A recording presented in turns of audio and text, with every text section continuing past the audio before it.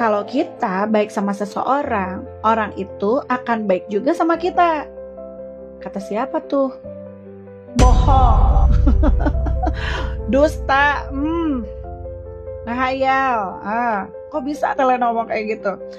Punten ya, di dunia ini nih ya, realita nih, banyak orang yang gak tahu terima kasih dan gak tahu balas budi. Itu realitanya.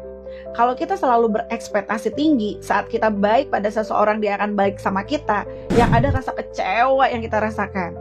Tapi gak masalah, kita baik sama seseorang memang harus dan diwajibkan dan diajarkan oleh agama kita, agama Islam.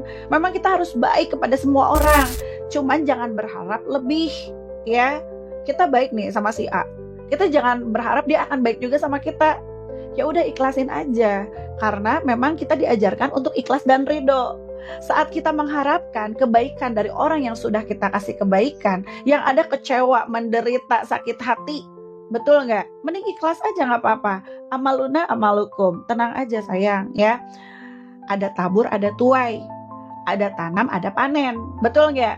Nah, apa yang kita tanam, nah siap-siap kita memanennya. Bukan berarti kita harus baik pada orang itu dan orang itu akan baik sama kita, enggak.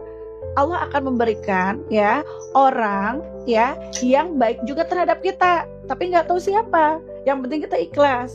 Dan kalau kita berbuat baik sama si A, terus kita nggak ikhlas gitu ya, kita merasa ngedumel dan lain-lain gitu ya, takutnya nggak jadi pahala. Ya, kalau kecewa mah wajar. Misalnya gini nih, kita nolong si A, ya, nggak apa-apa, nggak tahu terima kasih gitu ya. Yang penting jangan berkhianat. Kan banyak yang kayak gitu, udah ditolong ngezolimi juga. Nah ini nih yang bikin sakit hati. Tapi misalnya kayak gini, kita nolong nih sama seseorang misalnya ya, terus dia tahu terima kasih. Tahu terima kasihnya apa? Tidak menyakiti, tidak ngomongin, tidak menzolimi. Nah itu udah alhamdulillah banget. Cuman kenyataannya nih, orang yang menzolimi orang-orang yang kita bantu. Ini nih yang jadi masalah. Ya, tapi saat itu terjadi, boleh kecewa, boleh kita ngedumel sehari aja, tapi besoknya ikhlasin, udahlah nggak apa-apa, mungkin emang sikapnya aja nggak tahu diri dan nggak tahu terima kasih.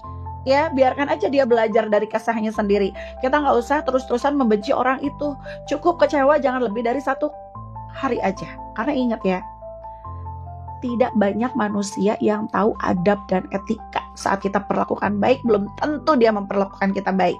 Yang penting kitanya aja yang baik sama orang lain. Dia tidak memperlakukan baik, ya bodo amat. Jadi bagaimana nih? Apakah sependapat? Komen dong. Terima kasih.